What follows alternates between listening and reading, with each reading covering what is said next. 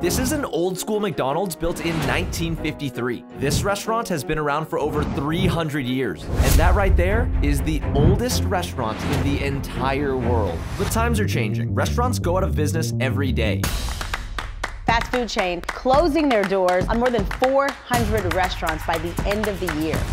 So what makes these places so special?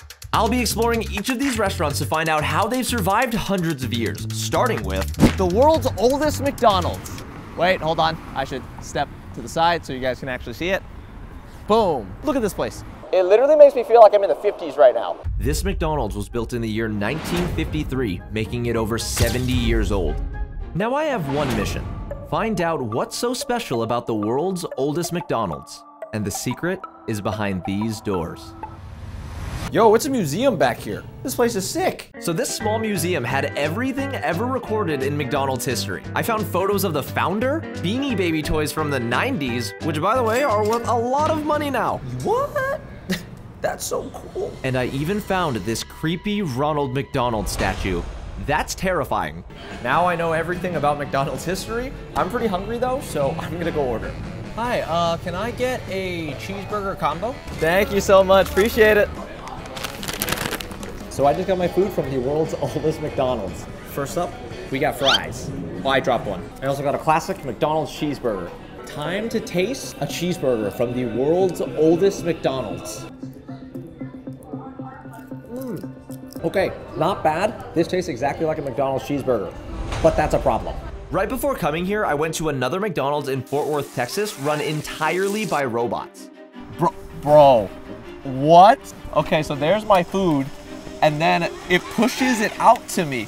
The burger made by robots tasted exactly the same as the one I'm eating now. And that scares me because according to an article I read, in a few years, robot restaurants are going to replace all human workers. This will change the entire food industry, force thousands of people out of a job, and it's already happening right in front of us. Is there any way to stop it, or are we too late? I'm gonna look for an answer at a restaurant that's been around for over 300 years, so I flew to a small town called Newport. This restaurant is the White Horse Tavern, and it was established in 1673. It's the oldest restaurant in the United States and the 10th oldest in the entire world. And in order to find out what made a restaurant like this so special, I had to meet with Brian? Dylan. Hey, nice to meet you, man. Nice to meet you. How you doing? I am doing fantastic. Very How are good. you? Excellent. This is Brian. He's a local. He kind of looks like Santa Claus. He's also been eating at White Horse Tavern ever since he was a little boy. Brian gave me a few fun facts about this place, so here we go. It used to be a house for this guy named Francis Brindley. I have no idea who he is, to be honest, but he looks old. It became a restaurant in 1673, and then it got occupied by Britain during the Revolutionary War. Brian, this place is so cool. Oh, it's incredible. I'm looking at the menu right now. It's a little intimidating. I had no clue what to get, to be honest, but Brian's the man and ordered everything for us. The restaurant's famous for their seafood, so we got lobster bisque, Rhode Island clam chowder, and this huge seafood platter. Cheers. Cheers. All right, my first Rhode Island oyster. For the entrees, we got the lobster ravioli served in a sherry cream sauce with fresh, juicy tomatoes and scallops that would be Gordon Ramsay approved. It's so good. While we were eating, Brian told me about his first time at White Horse Tavern. 12 was my first time. Dad brought us here for my 12th birthday. And then I brought my wife here on our first date because I wanted to introduce her to... I'm gonna cry. It became pretty clear that one of the reasons this restaurant was able to survive for so long is because a ton of people, just like Brian, have made so many memories here. I wish I had a spot like that. Now that dinner's over, it's time to say goodbye to Brian. Do I have permission to hug you? Absolutely. Thank you so much. Thank you. Glad you had a chance to dine with me at the restaurant. It was fantastic. Now I go to Austria. We're going the same direction. Yes, we are. This is Salzburg, Austria, a city famous for many things. It's where Mozart was born. It's where the famous movie A Sound of Music was filmed. But most importantly, it's the home of the world's oldest restaurant. I made it. My hotel is right behind me. I'm gonna go check in now.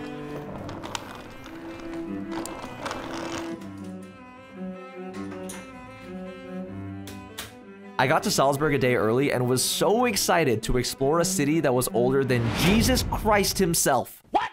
Okay, I made that last part up, but the city still is really old. Oh my gosh, I found a little market. This is so cute. I bought a bell. I spent the rest of the day looking at old buildings, but one thing I noticed was that everyone I saw stayed off their phones. They all just appreciated their surroundings. Then I went back to my hotel and went to sleep. Guten Morgen. I don't know if I said that right. I think that's German for good morning. I looked it up. I'm in Vienna now. I took a train here from Salzburg this morning because the place I wanted to check out is right behind me. This is Cafe Central, the 4th oldest coffee shop in the entire world. And it's early, so I need coffee. There's also like a really, really long line to get inside, so this place is bumping. So this coffee shop is 146 years old. It was established in 1876 and supposedly located on the Viennese latitude at the meridian of loneliness. That sounds scary. Nobody in here looks lonely though. People were laughing with their friends, families. Oh, I'm the lonely one. Anyways, I had my coffee, watched a man play piano, and then I got back on a train to Salzburg. So guys, this is Flo. We went to high school together, which is pretty cool, and he's actually joining me for dinner at the world's oldest restaurant later. And also, you speak German. That's really helpful since I don't speak a wink of German at all. Since we had a few hours before our dinner reservation, Flo actually wanted to show me some of the other things Salzburg is known for, which is this giant castle fortress thingy. Yep, that was a great description. Dude, that thing's crazy. Are we gonna go up there? That looks really tall though, so yeah, we're in for a hike. It's okay, I'm ready. Honestly, the hike up the mountain wasn't that bad.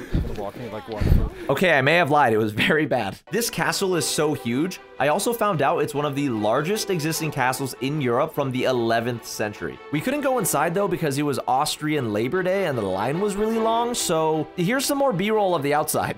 Wow, it's so big. Majestic. Wow, so cool. There was a ride up? I'm back in the hotel room. It's about time for the dinner reservation, and I won't lie, I am a little nervous. This place is so old that I don't know what to expect. Anyways, time to eat. Welcome to St. Peter's Stiftskaldinarium. This is the oldest restaurant in the world, and it's over 1,200 years old. It dates back to 803 to 806 AD. Mozart, the Roman Emperor Charlemagne, and even Christopher Columbus dined here. Inside are 11 rooms, and they don't look like anything you'd expect. Part of the restaurant was completely redesigned to look trendy, while the other rooms bring you right back to the 800s, especially this room.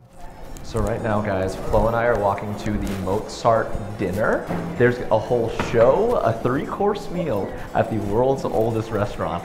So the room we're in is absolutely beautiful. There's a giant chandelier in the middle. There's a giant picture of the Last Supper right on the roof. And everything here just makes you feel like you're in the 800s. I don't know what the 800s were like, but I think it's something like this. It just got darker. I think it's about to start. Okay, everybody pause. Everyone watching right now better appreciate this next part because it's beautiful.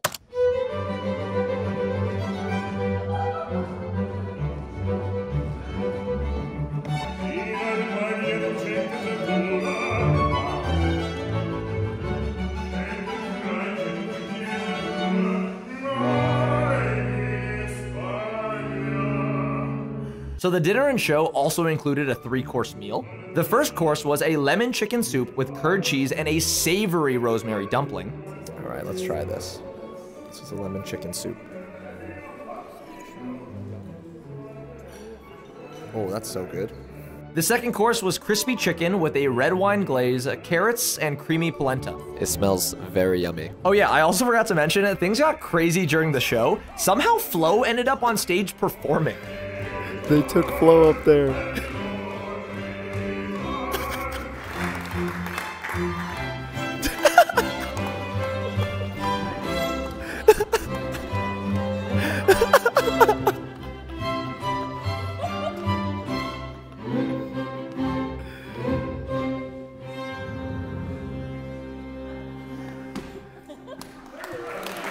Yeah. The entire dinner was eye-opening since I never expected how much effort went into making the world's oldest restaurant such a crazy experience. From the food to the talented performers, all of the little details, and even this nice man in a suit that led me to my table, he made me feel special. I'm usually a pretty fast-paced person, so being able to sit here and just kind of watch history is definitely not something I'm used to. I didn't think I would enjoy it, but it's nice. I would highly recommend everyone do this. To finish off the dinner, Flo and I got desserts. Dinner's done, and I'm full.